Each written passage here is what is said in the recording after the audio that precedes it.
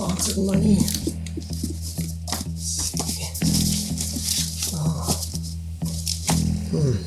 That doesn't make sense. Not sponsored by either of these. Why I'm so excited about the Nikon ZF is obviously all of us have been begging and wishing that Fujifilm would make a full frame camera so we have all the film sims. Well, the Nikon ZF pretty much fills that void right now. So for anyone who's kind of waiting around pondering if you should buy a Fujifilm X100VI or the new X100VI, which already has shipping delays, I would maybe go buy the Fujifilm XT5 with the Fujifilm 27mm f2.8 or the Nikon ZF, which personally, I think this might be the go-to. I went and did a photo shoot just to do them side by side and see, you know, what the film simulations look like on both, where this doesn't really have film simulations. We'll get into that. At the end of the shoot, I'm very torn because I like both of them for different reasons. What is that? Oh, this is so good already.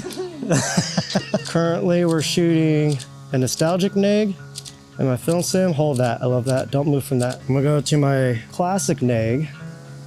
Hold that, don't move, let's switch cameras. Okay, now this is my pure sim.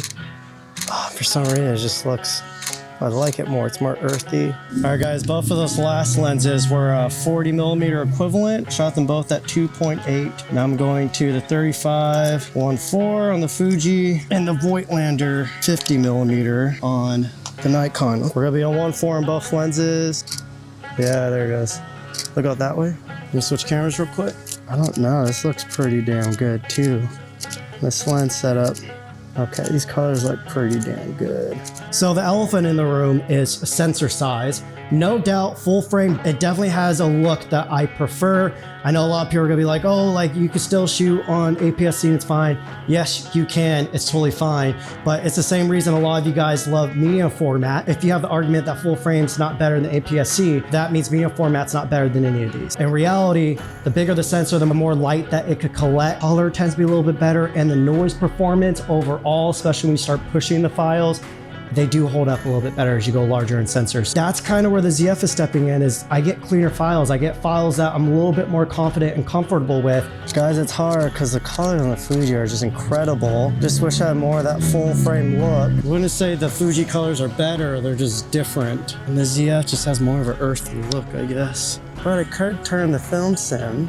So guys, we're now on my Kodak Vision 3 film sim on the ZF. The next thing is, you know, lens options. The lenses are very confusing between these two because obviously again with full frame, lenses get bigger, they sometimes get more expensive, but you also have more options when it comes to how fast the lens is and how much separation and bokeh you're gonna get. If you're a bokeh whore, if you're someone that loves bokeh, you're gonna get more out of this just because again, bigger sensor, you get closer to your subject at a wider focal length. That's just the way the science of it works. Full frame, again, it just immerses you a little bit more into the photo. You guys ever get tired just wasting your time trying to find good music that you can license for your videos without it sounding like complete crap?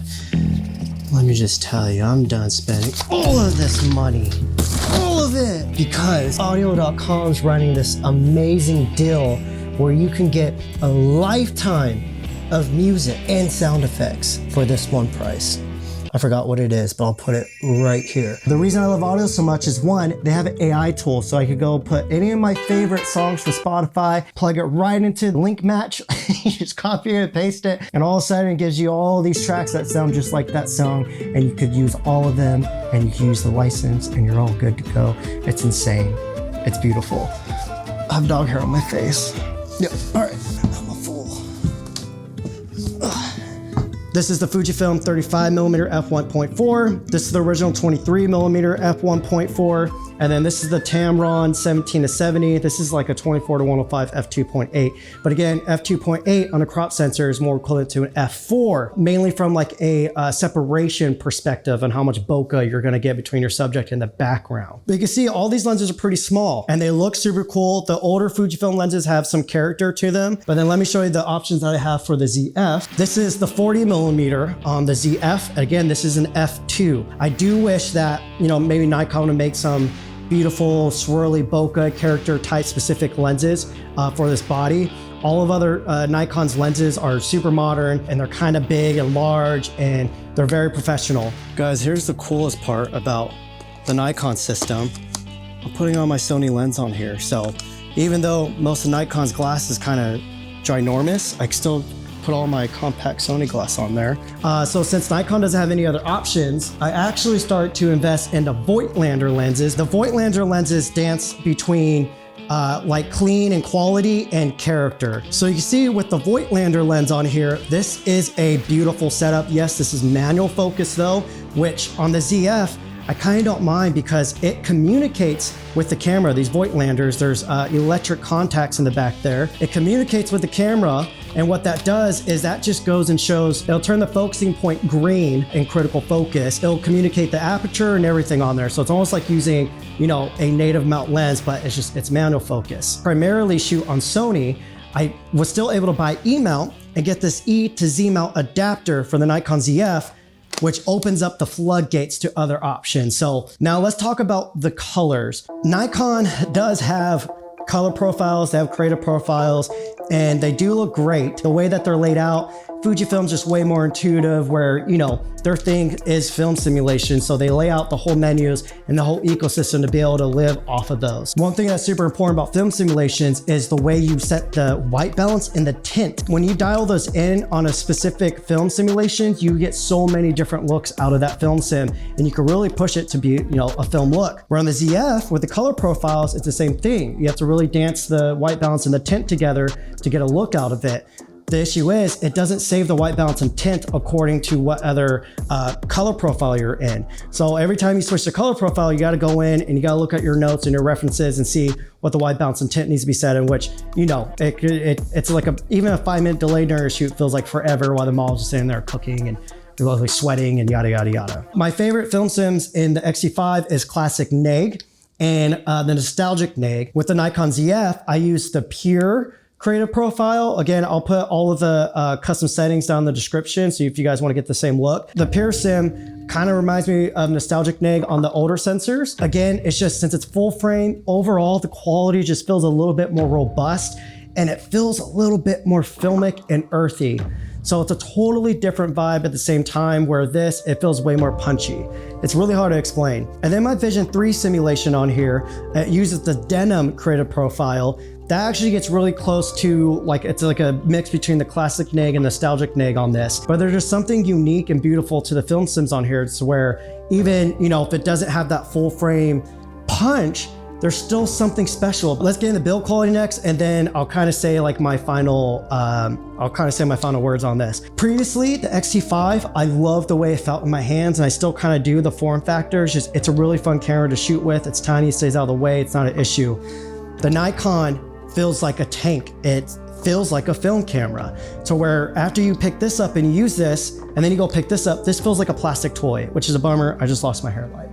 Oh well, which is kind of a bummer. I wish Fujifilm would make special edition, like all metal brass versions of their camera instead of the whatever this is. Then obviously the Nikon ZF here, you know, we got our brass styles, which is, it's gorgeous on here. I got the brown version on here, which I think I think a lot of the colored versions of the ZF are back ordered as well. But then I did go to iwoodstore.com. I paid full price for all the stuff, and I got their slim wood grip. I'll put a link in the description. And then I got the little thumb rest too by them that just goes on by like 3M double-sided sticky stuff. I have so many mixed feelings on like which one I like more. I like both. I think I like both of them equally. I think I like the XT5 more so on the side of just the colors. The film sims are so fun to play with. And then the Nikon ZF, just overall the physical experience, and the colors still are backed up, but they just have a different look to it. They have a different vibe. There's more earthy. If you want a full frame Fujifilm camera without investing into the whole medium format and the medium format lenses and all of that, I think the Nikon ZF is your camera. Again, it's gonna give you that full-on film experience. Feels like a proper film camera in your hand, and the color profiles still look stunning. The colors feel more mature. I think that's the best way to put it. And the colors off the Fuji XT5 feel more fun. I don't know. I was planning on selling the XT5 honestly, but I don't know if I want to let it go now. We'll see. I think I gotta do one more shoot. I need to solidify this one more time. Last thing before I wrap this up, when it comes to the editing, I enjoy editing these files way more just because I feel like they hold up a little bit. Again, there's that full frame experience and image quality. Biggest thing in the room that I need to mention, I edit in Capture One. In Capture One, I can use all of the Fujifilm simulations and I can edit on top of those if I want to. With the Nikon ZF, There's no film sims or color profiles or anything like that in Capture One, creative color profiles in Capture One. They're two totally different cameras. It's really hard for me. This looks amazing to mess with. It's super light. It's super easy to use. The ZF feels more like the film experience with this whole manual focus. The colors look totally different. I don't know. I gravitate towards using the ZF, but once I use this, I was like, oh, I actually, still like this. I don't know. It's too hard. If you want the full frame or versatile look, I think the ZF's a little bit better to go to. If you just like that Fujifilm look though, then this is it. Also, really keep shooting. I'm just gonna keep the ZF out, so I don't know what that says. But yeah, I did buy the Fujifilm X100VI. I have a lot of hot takes on there. I have a lot of, might start some trouble with some of my opinions, but stay tuned. I bought it for a reason. So yeah, that's it. I don't know, such a random video. Last night we let the liquor talk. Wow, you can't even see my face. Where am I?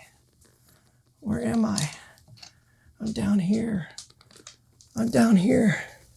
Oh, yes. Help me, Sedona. Help me. Help me. Oh, okay. Oh, we're stepping on my hair. Okay, I'm trying to act here. No, go back. No, I'm just kidding. But guys, seriously,